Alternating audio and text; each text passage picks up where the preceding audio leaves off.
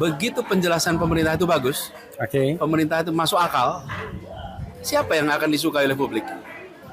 Ya pemerintah lah. Justru rakyat akan melihat, oh iya bener ya penjelasannya. Oh iya ternyata yang dikerjakan masuk akal, bisa kumpul.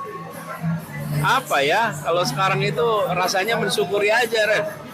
Syukuri, dan buat teman-teman semua, pokoknya ikuti percakapan di tempat Refli. Cadas, cerdas. Iya. Tapi kan sesama pengangguran dilarang saling mendahului kita. Aman. Tapi dia high quality pengangguran. Kalau saya kan low quality pengangguran. Jadi Mas Anies ya, buat teman-teman sekalian, ini apa yang dilakukan sehari-hari sekarang ini? Orang kan pengen tanya, apa sih kegiatan seorang Anies Baswedan setelah tidak lagi di DKI, tidak lagi ikut kampanye dan lain sebagainya? Saya banyak kegiatan. Satu, nulis. Saya sedang menulis. Nulis apa? Tentang kecurangan pemilu? Beberapa buku. Nanti tentang mudah-mudahan nggak terlalu lama lagi keluar. Mayoritas tentang? Ada tentang demokrasi, tentang ekonomi, tentang pendidikan. Tapi insya Allah nggak lama lagi keluar. Terus tentu aja diskusi. Memenuhi undangan dari berbagai kota. Kemudian pertemuan-pertemuan khusus. Tapi yang pasti tidak berhenti berpikir, bekerja untuk kemajuan Republik. Jadi semua yang dibahas, semua yang didiskusikan itu adalah masalah-masalah kebangsaan kita. Tantangan-tantangan yang ada di depan kita. Walaupun memang sebagian besar itu bukan percakapan yang ada rekamannya, yang terbuka. Bang Saud, ini Bang Saud. Ini cuma ada Bang Saud di sini. Bang Saud, ini Bang Saud. Jadi ini sama Bang Saud juga. Jadi ini adalah teman-teman diskusi, tukar pikiran, mereka-mereka yang pada punya idealisme untuk Indonesia lebih baik. Jadi memang secara administratif tidak ada posisi yang dipegang. Administrasi. Tapi kita kan tidak hidup dalam administrasi. Kita hidup dalam substansi bahwa kita sedang bekerja, berpikir untuk Republik, apapun posisi dan peran kita. Jadi itu yang tidak berhenti. Jadi Ref kalau ditanya apa kegiatannya keseharian, sebetulnya malah lebih padat, Ref. Ngaturnya lebih susah. Lebih sulit mengaturnya. Karena unstructured. Dan saya bayangkan setiap saat orang mau datang ke sana juga ya, tetap. Iya, dan banyak pagi, siang, sore, malam tukar pikiran. Lumayan juga itu untuk menjamu tamu-tamu yang tak diundang itu. Pagi jam 5 udah bangun beliau. Udah di doorstop sama teman-teman. Jam 5 pagi udah ada yang datang ucapin selamat. Tapi memang kelihatannya Mas Anies lebih sering sekarang nih menghadiri acara-acara diskusi ya. Selektif itu. Sebab kalau mau hadir semua waktunya nggak mungkin. Jadi akhirnya terpaksa kita seleksi, terutama di tempat yang saya belum sempat ke sana kemarin, yang selama ini belum sempat kita kunjungi. Nah itu kita kerjakan. Mas Anies, ini tentang satu hal tentang agak serius tentang demokrasi, tapi nggak ada kaitannya dengan pemerintah sekarang.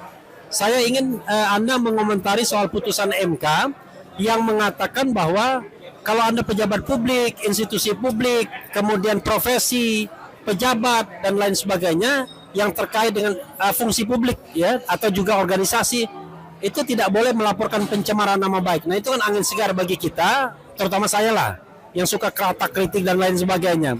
Bagaimana pendapat Anda? Setuju sekali dan terima kasih ke MK. Terima kasih MK sudah menjadi penjaga dan penyelamat demokrasi. Dalam demokrasi tidak boleh ada rasa takut. Ya. Rasa takut itu harus hilang.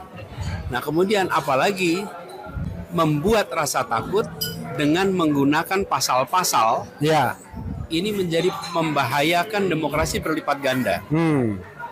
Jangankan sampai pasal-pasal itu, membuat rasa takut aja tidak boleh kok. Karena rasa takut itu yang tidak boleh ada. Jadi membuat orang nggak bisa berpikir. Ya, kalau menurut saya yang justru harus kita ingatkan, bukan hanya tidak boleh menuntut, bukan hanya tidak boleh memproses hukum, menciptakan rasa takut untuk mengkritik aja nggak boleh. Harus dibuat suasana terbuka, suasana dialog, dan ingat, ketika pemerintah menerima kritik, itu sesungguhnya pemerintah menerima kesempatan untuk menjelaskan. begitu penjelasan pemerintah itu bagus, pemerintah itu masuk akal, siapa yang akan disukai oleh publik? Ya pemerintah lah. Justru rakyat akan melihat, oh iya benar ya penjelasannya. Oh iya ternyata yang dikerjakan masuk akal ya. Jadi sesungguhnya yang disebut sebagai kritik itu adalah bahan baku untuk diolah menjadi penjelasan yang masuk akal. Nah, kapan itu akan alergi kritik? Kalau nggak ada penjelasannya. Kalau nggak ada yang masuk akalnya, kan itu takut sama kritik. Kalau nggak ada barangnya. Kalau nggak ada, ya itu. Kalau nggak ada, nggak akan tahu. Tapi kalau ada barangnya, ada penjelasannya, ada landasannya. Wih, kritik itu justru amunisi yang bagus, gitu. Closing statement. Terima kasih. Closing statement. Terima kasih Refli, kita tidak pernah membayangkan bahwa makan siang ulang tahun jadi bikin konten diskusi sama Refli. Dan tidak benar makan siang itu nggak ada yang no freelance. Ini makan siang kita gratis ini. Ini makan siang gratis, Pak Adil. Terima kasih. Kita semua merasakan. Makasih. Dan buat teman-teman semua, terus ikuti percakapan cerdas. Karena percakapan cerdas kritis itu merangsang kita untuk bisa Kita ingin agar pemerintahan Pak Prabowo ini sukses. Karena kalau pemerintah Pak Prabowo sukses itu artinya apa yang direncanakan, apa yang dijanjikan terlaksana. Dan kalau yang dijanjikan terlaksana, artinya rakyat Indonesia mendapatkan manfaat. Iya, jadi, nah sekarang ini baru jalan beberapa bulan. Kalau beberapa bulan itu di mana-mana pasti akan selalu ada obstacle, periode penyesuaian A, B, C, D, F, G. Jadi give benefit of the doubt, berikan ruang untuk itu dijalankan dulu. Bijak sekali Mas Anies. Kita melihat masalah di Indonesia itu kan kompleksitinya luar biasa sekali gitu. Apa sebenarnya potensi yang bisa kita manfaatkan banget yang emang bisa dilakukan oleh Indonesia supaya itu semua tercapai, Mas? Kurang lebih kalau dari kacamata keilmuannya tuh kayak gimana sih dari Mas Anies mengobservasi atau menganalisis yang kita miliki? Bisa juga low hanging fruits yang mungkin belum ke-explore gitu. Iya. Ya.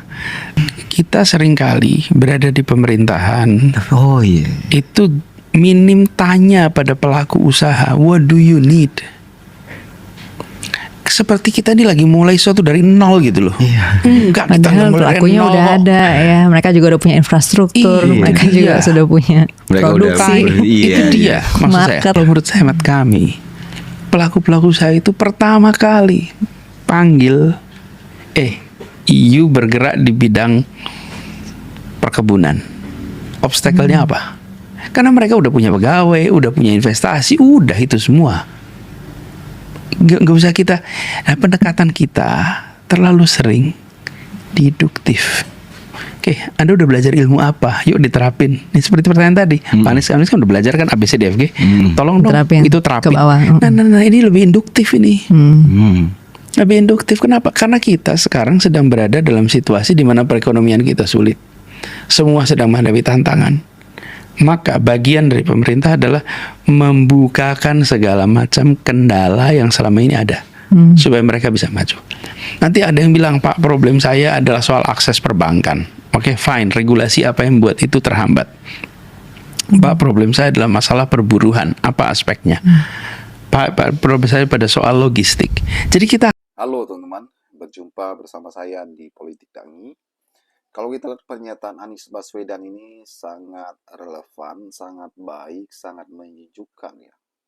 Beliau selain daripada mengkritik, tapi beliau itu kadang memberikan saran, solusi, strategi ya, dan bahkan pujian kepada penguasa teman-teman.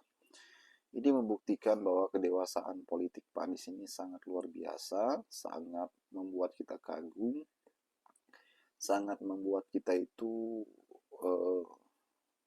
benar ya, ternyata kedewasaan politik Pak Anies itu sangat hebat. Ya, berbeda dengan beberapa kalangan ya, yang selalu bermusuhan, yang selalu tidak menempatkan diri sebagai oposisi yang benar ya. Bagaimana menurut kalian?